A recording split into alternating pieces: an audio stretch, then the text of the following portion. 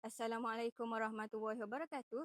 Dalam video ini kami akan menyampaikan sebuah cerita yang tidak asing lagi dalam kalangan rakyat, iaitu cerita mengenai kisah sang kancil dan buaya. Walaupun cerita ini sering dikaitkan dengan kanak-kanak, tetapi cerita ini mengandungi banyak mesej yang kekal relevan dalam kehidupan kita.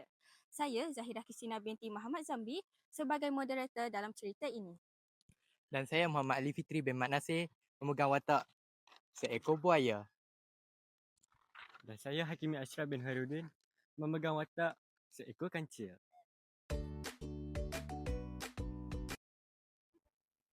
Pada suatu hari, si kancil sedang berjalan di seberang sungai. Dia sedang mencari makanan. Tiba-tiba, dia terlihat sebuah pohon besar yang mempunyai buah yang lebat. Buahnya masak ranum dan kelihatan sangat menyelerakan. Namun, si kancil mempunyai satu masalah besar. Dia tahu bahawa sungai tersebut mempunyai banyak buaya. Dan dia juga sedar bahawa jika dia berenang, dia akan berada dalam keadaan bahaya. Jadi, satu-satunya cara untuk dia selamat adalah dengan menggunakan fikirannya sendiri.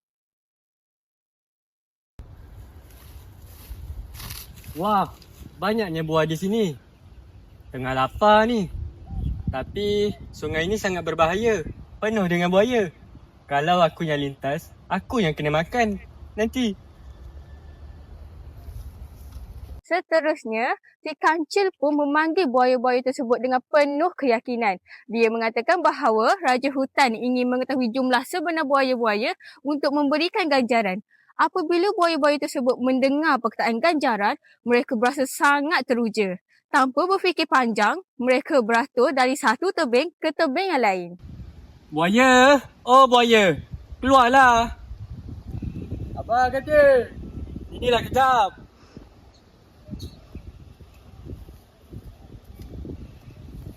Fad, Bukan apa.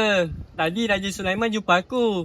Dia pesan nak tahu bilangan buaya dalam ni ada berapa ekor. yang buat apa? Berdasarkan apa yang dia bagi tahu aku, dia nak bagi ganjaran dekat korang. Ganjaran? Betul Ya. ini? Betul? Wahai sang kancil, bagaimana kau ingin mengira bilangan kami? Aku ada idea. Cuba kamu semua beratur di depan aku. Idea yang bernas. Rakan-rakan! Beratur di hadapan kancil. Kancil pun melompat ke atas belakang buaya tersebut sambil pura-pura mengira. Buaya, dah bersedia? Aku nak lompat ni. Cepatlah kira kancil.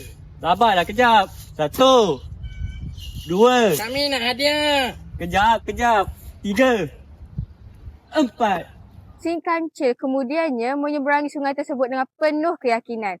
Setelah selesai menyeberangi sungai, barulah si kancil memberitahu perkara yang sebenar kepada buaya-buaya tersebut bahawa dia hanya ingin menyeberangi sungai.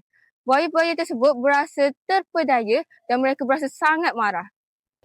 Terima kasih buaya. Sebenarnya aku cuma nak seberang sungai je. Oh, kami kena tipu.